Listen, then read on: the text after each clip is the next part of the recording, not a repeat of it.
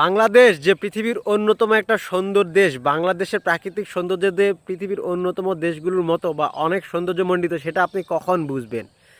সেটা আপনি তখনই বুঝবেন যখন দেখবেন একজন বাঙালির কাছে যখন সুইজারল্যান্ড, ফিনল্যান্ড, নরওয়ে, সুইডেন অনেক ভালো লেগে থাকে, সেই বাঙালির কাছে যত গুণ ভালো লাগে, ঠিক সেইভাবে দেখবেন একজন ফিনল্যান্ডের অধিবাসী, একজন সুইডিশ নাগরিক, একজন সুইজারল্যান্ডের নাগরিকের কাছে বাংলাদেশকে দেখানোর পরে বাংলাদেশ তার কেমন লাগছে, বাংলাদেশের ভৌগোলিক অবস্থা, বাংলাদেশের প্রাকৃতিক সৌন্দর্য তার কাছে কেমন লাগছে, সেই বিষয়টা তখন যখন আপনি অনুমান করবেন বা সেটাকে যখন আপনি পর্যবেক্ষণ করবেন বা তুলনা করবেন, তখন আপনি বুঝতে পারবেন বাংলাদেশটা আদৌ সুন্দর কিনা বা কত সুন্দর। আমরা যখন বাঙালিরা অন্য দেশগুলোতে যাই, ইউরোপিয়ান কান্ট্রিগুলোতে, মূলত সুইজারল্যান্ড, সুইডেন, ফিনল্যান্ড, নরওয়ে, আরও যেসব ইতালি, ইউরোপিয়ান কান্ট্রিগুলো দেখতে ভীষণ ভালো লাগে। সেখানকার চমৎকার ভৌগোলিক পরিবেশ, সেখানকার সৌন্দর্য, সবুজায়নগুলো ভীষণ ভালো লাগে, বৃক্ষ, রাস্তাঘাট সব কিছু সুন্দর শৃঙ্খলা। কিন্তু আমার বাংলাদেশে সেগুলোর অংশে কোনো অংশে কম নেই। আমাদের বাংলাদেশের গ্রামগুলো একদম প্রাকৃতিকভাবে সাজানো, স্রষ্টার এক অনন্য নিয়ামত। এই গ্রামগুলোতে দেখবেন কোথাও বিভিন্ন প্রজাতির গাছ, বিভিন্ন প্রজাতির উঁচু নিচু পাহাড় পর্বত, টিলার মতো, কোথাও সমতল ভূমি, কোথাও বিভিন্ন ধরনের নদী নালা প্রবাহিত হয়ে গেছে, খাল বিল প্রবাহিত হয়ে গেছে। একেবারে প্রাকৃতিক প্রাকৃতিক প্রত্যেকটা জিনিসই অমূল্য। এটাকে কোনোভাবে তুলনা করার সুযোগ নেই, কোনোভাবে ছোট করার সুযোগ নেই।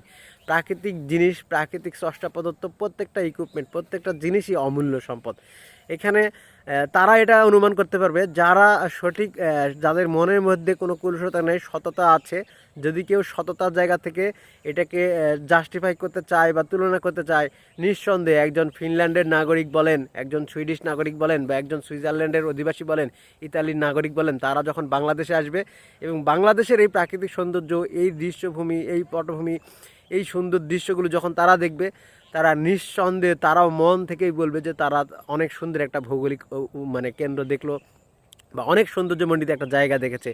সো তখনই আপনি তুলনা করতে পারবেন যে আপনার কাছে সুইডেন কত গুণ ভালো লেগেছে এবং একজন সুইডেনের নাগরিক কাছে আমাদের এই বাংলাদেশটা কেমন লেগেছে।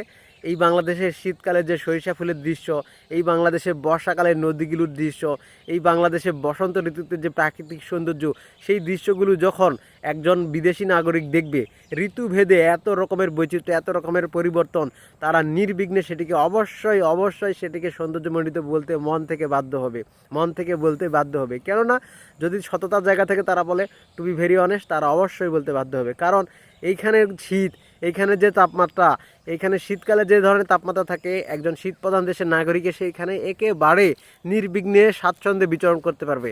এইখানে গ্রীষ্মকালে যে ধরনের তাপমাত্রা বিচরণ করে, সেইখানে কিন্তু একজন গ্রীষ্মপ্রধান দেশ বা আফ্রিকান কান্ট্রিগুলো থেকে যারা ভ্রমণ করতে আসে, তারা কিন্তু নির্বিঘ্নে শান্তিতে ভ্রমণ করতে পারবে। তাহলে বুঝতেই পারছেন একজন দেশে, আফ্রিকার মরুভূমির একজন মানুষ যদি বাংলাদেশে আসে, তার কাছে বাংলাদেশটা কেমন লাগবে। পাশাপাশি ইউরোপিয়ান কান্ট্রি, যদি সুইডেন, ফিনল্যান্ড অথবা নরওয়ে সহ ইউরোপিয়ান কান্ট্রি বলেন বা পৃথিবীর অন্যান্য যে কোনো ভূখণ্ড থেকে যদি কেউ এসে এই বাংলাদেশটা ঘুরে ঘুরে দেখে এবং বিচরণ করে, তার কাছ থেকে সত্যিকার অর্থে রিভিউ নেবেন সে কেমনটা বলে, নিঃসন্দেহে তিনি অনেক ভালোই বলবেন। তো তাদের কাছ থেকে এই অনুমানগুলো শোনার পরে বা তাদের কাছ থেকে তাদের মন্তব্য শোনার পরে আপনি তুলনা করলেই বুঝতে পারবেন বাংলাদেশটা কত সুন্দর। ইনশাল্লাহ আপনাদের সাথে আবারও পরবর্তীতে নতুন কোনো ভিডিও নিয়ে কথা হবে। প্রত্যেকে ভালো থাকবেন, সুস্থ থাকবেন। আল্লাহ হাফেজ।